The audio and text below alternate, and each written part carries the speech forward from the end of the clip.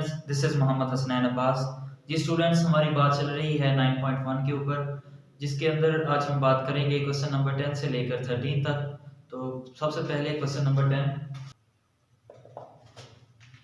Question number 10 में students को कहता है कि a horse is tethered to a peg. एक घोड़ा है जिसको बांधा गया है एक खूंटे के साथ, पेग जिसको किला भी कहा जाता है।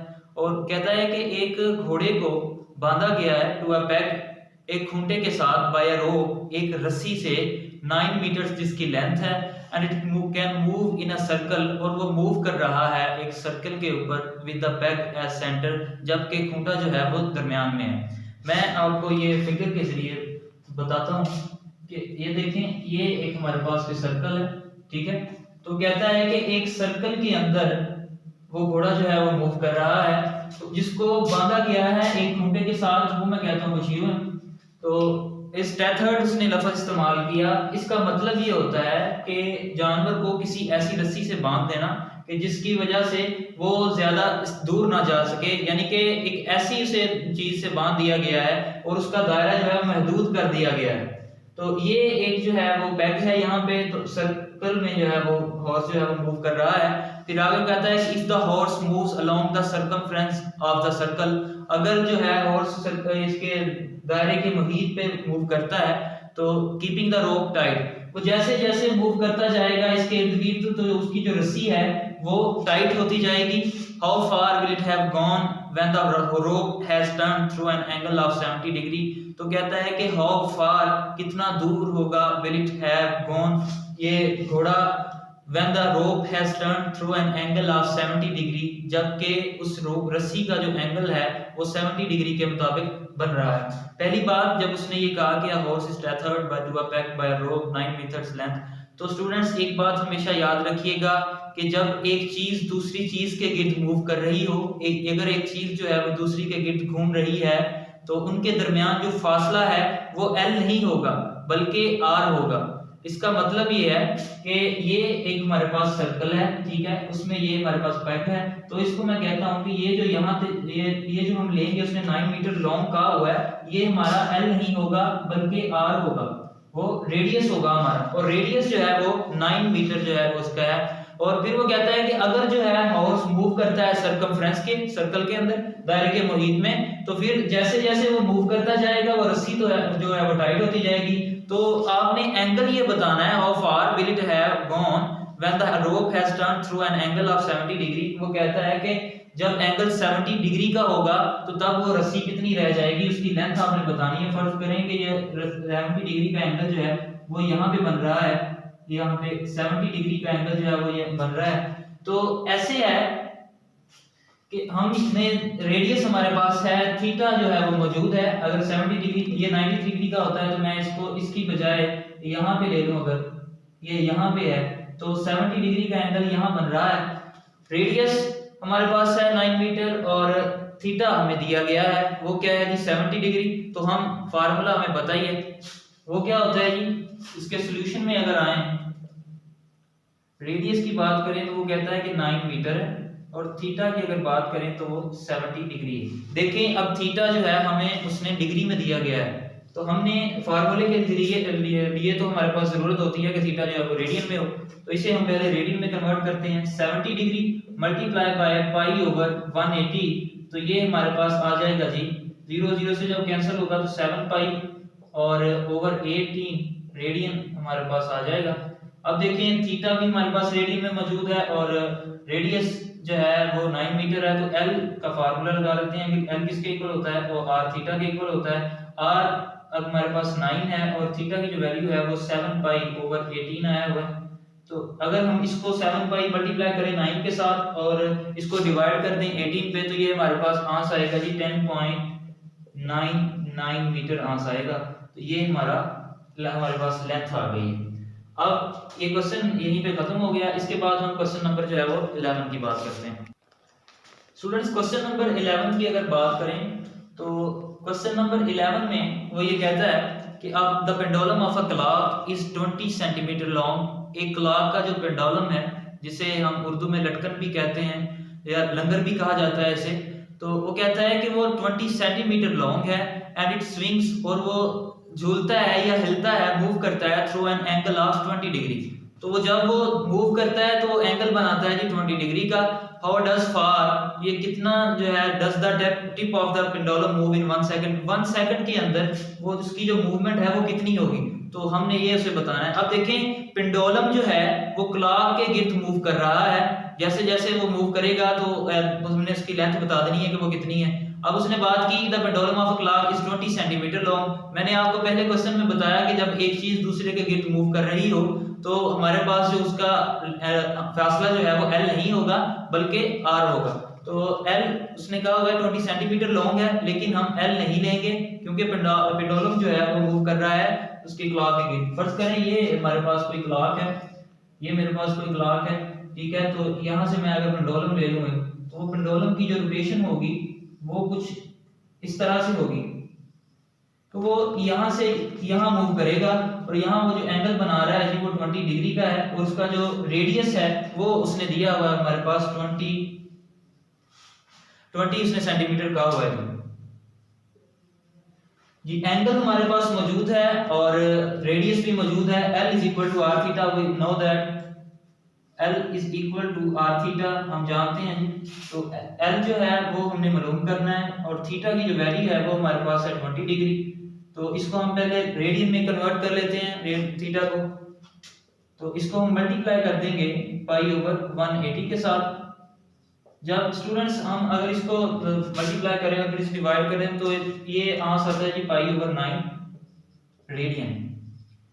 और आर की जो वैल्यू हमारे पास है 20 सेंटीमीटर, फार्मूले में पुट कर दें जी। L is equal to are की वैल्यू 20 है और मल्टीप्लाई बाय थीटा की वैल्यू जो है वो पाई ओवर 9 है। अगर स्टूडेंट्स हम 20 को मल्टीप्लाई करते हैं पाई के साथ और डिवाइड कर दें 9 पे तो ये हमारे पास आंसर आता है जी 6.98 सेंटीमीटर। जी स्टूडेंट्स अब हम बात करते हैं क्वेश्चन नंबर 12 की।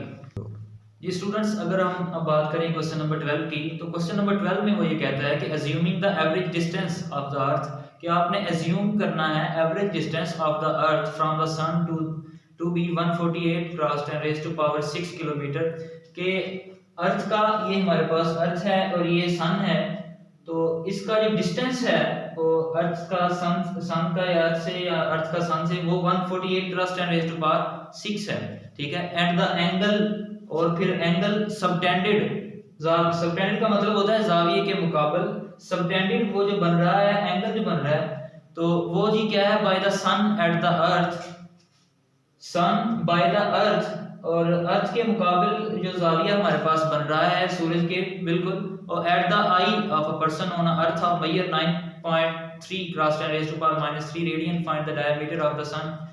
क्वेश्चन में वो ये कहता है स्टूडेंट्स के हमारे पास अर्थ पर कोई बंदा बैठा हुआ है, ठीक है, तो वो देख रहा है सूरज की तरफ, तो वो जो डिस्टेंस है उसका 148 क्रॉस 10⁻⁶ है, तो और उसके जो एंगल वो जो देख रहा है तो उसकी आंखों के दरमियान जो है वो जो एंगल बन रहा है वो 9.3 क्रॉस 10⁻³ रेडियन है, ठीक है।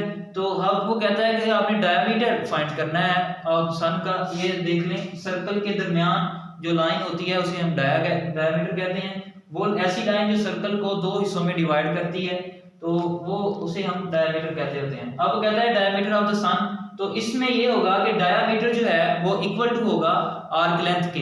तो देखें आपको डिस्टेंस इसने दिया हुआ है और रेडियस एंगल भी आपको गिवन है वो भी रेडियन में। तो डिस्टेंस जो है, अब देखें जमीन जो है वो सूर्य के गिर्द मूव करती होती है, एक चीज जो है वो दूसरी के गिर्द मूव कर रही है, दूसरी के गिर्द घूम रही है, तो उसमें ये होगा कि ये जो हमारा डिस्टेंस है ये डिस्टेंस नहीं होगा बल्कि ये रेडियस होगा। तो आइए जी बात करते हैं। रेडियस हमारे पास है 148 क्रॉस 10⁻⁶, और अगर हम एंगल की बात करें तो ये है जी 9.3 क्रॉस 10⁻⁻³ रेडियन जी। अब L जो है वो हमने फाइंड आउट करना है, यही हमारा डायमीटर भी है और ये आर्क लेंथ है, यानी कि आर्क लेंथ इक्वल टू होगी डायमीटर के। L is equal to are theta हम बखूबी जानते हैं, इसमें वैल्यू पुट कर देते हैं। L is equal to are की वैल्यू है जी 148 multiply by 10 raise to power 6 और थीटा को भी नेक्स्ट मल्टीप्लाई करना है और यहाँ आएगी 9.3 क्रॉस 10 रेज टू पावर -3। अब इस 148 को अगर हम 9.3 से मल्टीप्लाई करते हैं तो ये हमारे पास आंसर आता है जी 130 कार्बन आएगा 1376 पॉइंट आई थिंक 4 आएगा और मल्टीप्लाई बाय अब 10 रेज टू पावर 6 है 10 रेज टू पावर -3 है। आप जानते हैं कि अगर पावर जो हो बेसिस जो हो वो सेम हो दो एलिमेंट्स की यानी कि बेसिस अगर सेम हो तो उनकी पावर जो है वो प्लस हो जाती होती है 10 रेज टू पावर 6 और प्लस माइनस -3 तो यहाँ 1376 -4 मल्टीप्लाई बाय आ जाएगा 10 रेज टू पावर 3 जी। अगर स्टूडेंट्स हम इस पॉइंट को यहाँ इधर लेना चाहें 1.3 समथिंग कुछ लिखना चाहें तो रोटेशन करवाएं अगर इसकी तो ये आएगा 1.3764 multiply by 10 raise to power 3 ये वाला और 10 रेज टू पावर 3 दोबारा आएगा क्योंकि हमने कितने पॉइंट्स जो है डेसिमल जो है वो रोटेट करवाया पॉइंट को 1 2 और 3 तो यहाँ 10 रेज टू पावर 3 आ जाएगा जी 1.3764 और मल्टीप्लाई बाय जी बेसिस सेम है तो पावर प्लस हो जाएगी 10 रेज टू पावर 6 जो है रेडियन सॉरी रेडियन की मैं बात नहीं करूंगा यहाँ पे तो उसने हमसे लेंथ पूछी थी तो L इज इक्वल टू आ जाएगा 1.3764 क्रॉस 10 रेज टू पावर 6 साथ आप किलोमीटर लिख लेंगे जी। इसी के साथ ही क्वेश्चन नंबर 12 हमारा खत्म होता है। अब हम क्वेश्चन नंबर 13 के ऊपर बात करते हैं जी स्टूडेंट्स। अब हम हमारे इस लेक्चर का क्वेश्चन नंबर 13 जो है वो लास्ट क्वेश्चन है तो उसकी बात करते हैं। क्वेश्चन नंबर 13 में वो ये कहता है कि a circular wire of radius एक सर्कुलर वायर है जिसका रेडियस हमारे पास 6 सेंटीमीटर है। इस कट स्ट्रेट एंड अगर हम उसको काट दें और स्ट्रेट एंड का मतलब होता है सीधा करना या होना तो अगर हम उसको स्ट्रेट तरीके से काटें एंड देन बेंड और फिर उसे झुकाएं as to lie along the circumference of hoop और हूप के सर्कमफ्रेंस के ऊपर हम उसको रखते हैं ऑफ रेडियस इसका रेडियस जो है वो 24 सेंटीमीटर है।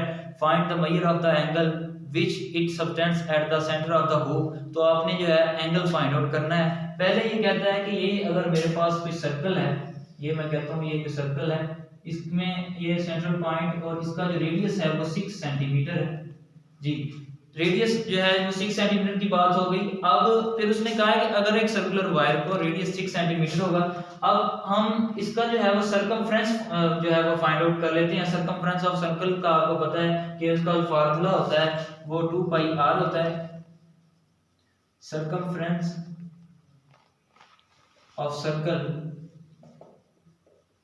जी ये हम 2 पाई r इक्वल होता है। फिर वो कहता है अगर इस सर्कल को हम कट करते हैं ठीक है इसको अगर एक स्ट्रेट लाइन में कट करें और फिर उसको एक दूसरे हूप के ऊपर जो है वो रख दें तो तब हमारा एंगल जो है वो क्या बनेगा ये हमने उसे बताना है।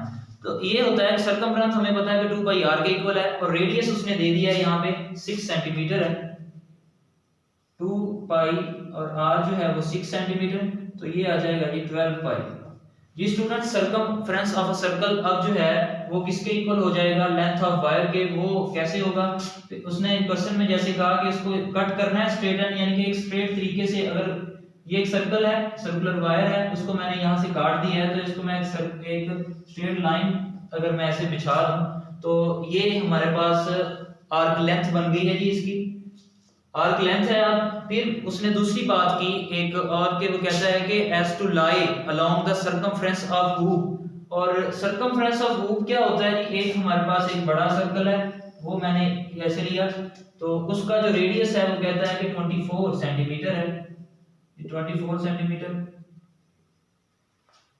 अब हमने ये जो लाइन कट की है सर्कुलर वायर एक स्ट्रेट लाइन के अंदर जिसकी जो लेंथ जो है वो हमने फाइंड की है कि इसमें पहला ये होगा कि रेडियस 6 सेंटीमीटर था तो हमने इसको लेंथ आर्क लेंथ को इक्वल रख लिया सर्कमफ्रेंस ऑफ सर्कल के तो हमने L जो है वो फाइंड आउट कर लिया है कि L हमारे पास 12 पाई है तो इसकी लेंथ जो है वो 12 पाई बनती है।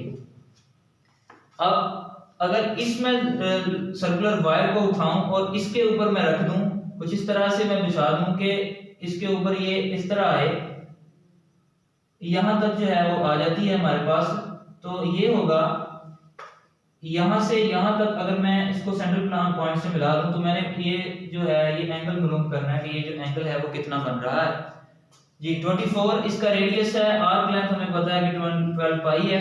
तो ऐसा करें, फार्मूला पुट कर दें, we know that L is equal to are theta, और अगर थीटा हमने निकालना है तो थीटा इज इक्वल टू हो जाएगा जी L ओवर आर के। L की वैल्यू जो है वो हमें पता है कि वो 12 पाई है, और R की वैल्यू जी 24 सेंटीमीटर है।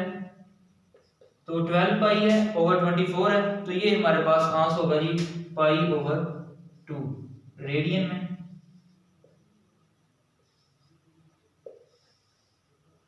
ये स्टूडेंट्स ये हमने उसे जो है वो थीटा निकाल के देना था। उम्मीद है आप सबको इस लेक्चर की समझ आई होगी। अगर फिर भी किसी क्वेश्चन की समझ नहीं आई तो आप कमेंट बॉक्स में हमसे पूछ सकते हैं। कल एक नए लेक्चर के साथ, कुछ नए क्वेश्चंस के साथ आपसे फिर मुलाकात होगी। तब तक के लिए अल्लाह हाफिज, अस्सलाम वालेकुम।